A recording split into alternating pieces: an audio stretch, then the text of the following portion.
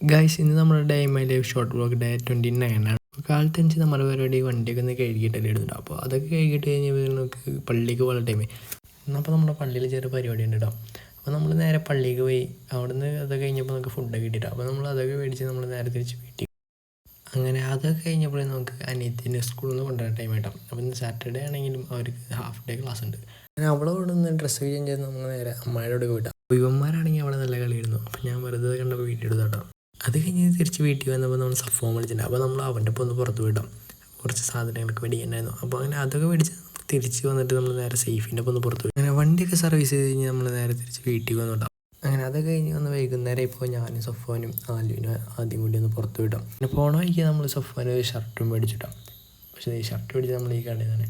അങ്ങനെ അത് കഴിഞ്ഞ് നമ്മൾ നേരെ പോയിട്ട് ഡെക്കത്തിലോൺ കാട്ടോ. കുറച്ച് നേരം നമ്മൾ അവിടെ സ്പെൻഡ് ചെയ്തു. അത് കഴിഞ്ഞ് നമ്മൾ നേരെ ഫുഡ് അടിക്കാൻ പോയിട്ടു. അപ്പോൾ ഇന്നത്തെ വ്ളോഗ് എല്ലാവർക്കും ഇഷ്ടമെങ്കിൽ ലൈക്ക് ചെയ്യുക, ഷെയർ ചെയ്യുക.